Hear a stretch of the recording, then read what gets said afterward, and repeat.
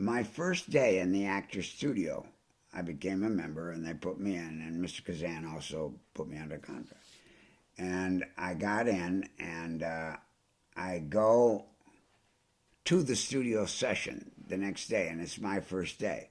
And I'm sitting in the back row because there's maybe 45 students there, and Mr. Strasberg. And he's there on the stool. And what you do is you do scenes, and then he criticizes them, but he lets the students criticize also. But the students are Eli Wallach, Carl Mall. I mean, they're studio not you don't graduate from the studio because it's perpetual work. It's getting better, if you will. And so I sit in the back row, and this lady comes in with a babushka on, and it's Marilyn. And she sits right next to me because there's a seat empty. And she says to me, you're Gadget's, meaning Kazan. He says, you're Gadget's wonderkind, aren't you? I said, Jesus Christ, he doesn't tell people that, does he? She said, yes, he does. He also says that no one's going to know who you are until you're 60 because you're not a movie star. You don't look like a conventional leading man. I said, he says all this to you. Over dinner? She says, over dinner.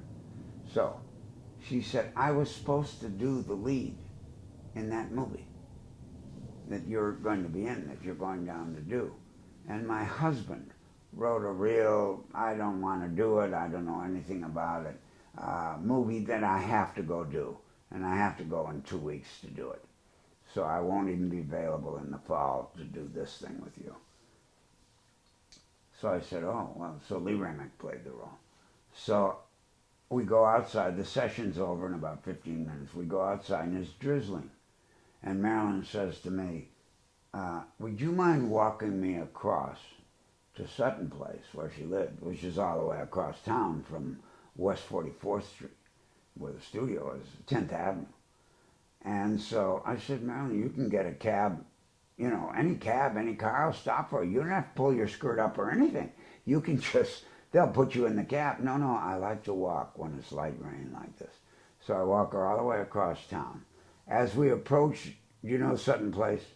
Okay. As we approach Sutton Place, which is on our right off 57th, this woman comes flying out of the street, hailing a 57th Street cab. Because cabs aren't going to go up that street unless they have a passenger. They're not supposed to. She passes us as close as I am to you, clearly sees us, doesn't lock eyes or anything like that. Just like, she's hailing the cab. And I turned back to Marilyn, and she had tears in her eyes. And I said, to myself, I'm Brucey from Winnetka, so I'm not going to put my hands on Marilyn Monroe and tell her it's okay or hug her or anything like that. So I just said, what is it? And she started stammering. And she said, but Bruce, don't you know who that was? Now, the woman that came out had a full-length to her ankles cashmere polo coat that was wide open, so she was like a big bat because it had the long sleeves.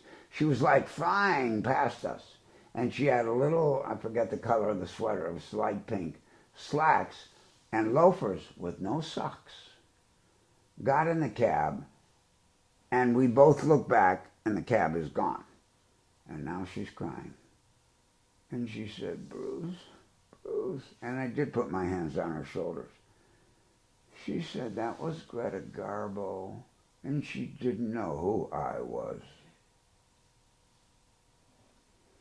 And I said, luckily I was thinking that day, and I said, you know what, babe?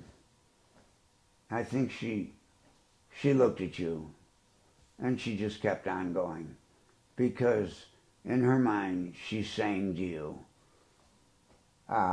yeah, you're Marilyn Monroe. They call you Marilyn Monroe, right? I'm Garbo, stand in fucking line. And she started laughing, and that was the end of it. That's my Marilyn Monroe story,